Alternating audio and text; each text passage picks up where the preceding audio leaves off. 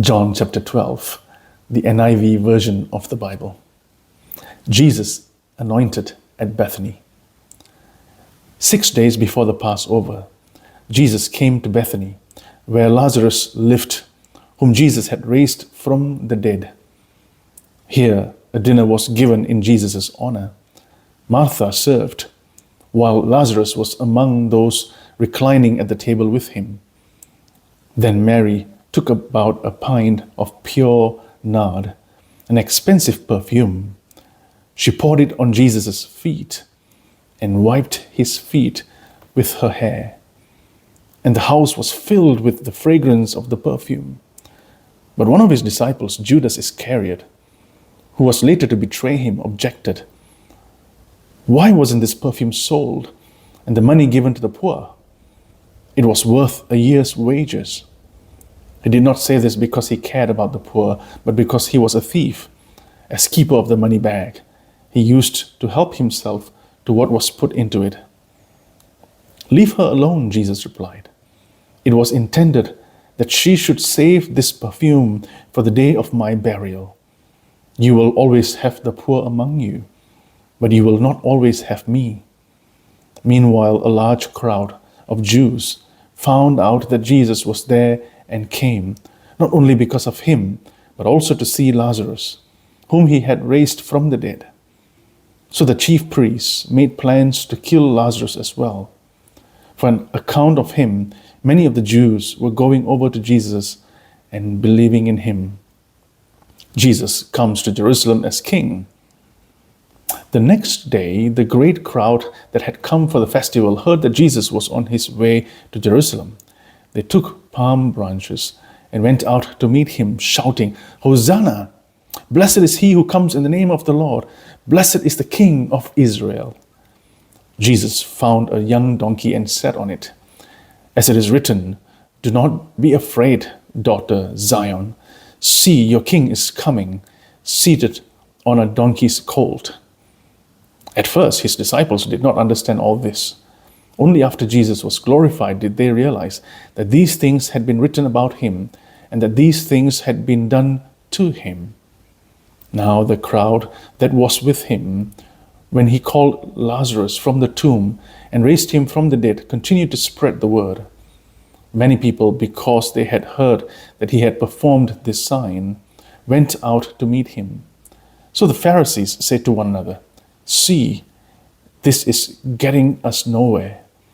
Look how the whole world has gone after him. Jesus predicts his death. Now there were some Greeks among those who went up to worship at the festival. They came to Philip, who was from Bethsaida in Galilee, with a request. Sir, they said, we would like to see Jesus. Philip went to tell Andrew. Andrew and Philip in turn told Jesus. Jesus replied, The hour has come for the Son of Man to be glorified. Very truly I tell you, unless a kernel of wheat falls to the ground and dies, it remains only a single seed. But if it dies, it produces many seeds. Anyone who loves their life will lose it, while anyone who hates their life in this world will keep it for eternal life. Whoever serves me must follow me, and where I am, my servant also will be. My Father will honor the one who serves me. Now my soul is troubled, and what shall I say? Father, save me from this hour? No, it was for this very reason I came to this hour. Father, glorify your name. Then a voice came from heaven. I have glorified it and will glorify it again. The crowd that was there and heard it said, It had thundered. Others said, An angel had spoken to him. Jesus said, The voice was for your benefit, not mine. Now is the time for judgment on this world. Now the prince of this world will be driven out. And I, when I am lifted up from the earth, will draw all people to myself. He said this to show the kind of death he was going to die. The crowd spoke up. We have heard from the law that the Messiah will remain forever. So how can you say the Son of Man must be lifted up? Who is the Son of Man?" Then Jesus told them, "You are going to have the light just a little while longer. Walk while you have the light, before darkness overtakes you. Whoever walks in the dark does not know where they are going. Believe in the light while you have the light, so that you may become children of light." When he had finished speaking, Jesus left and hid himself from them. Belief and unbelief among the Jews.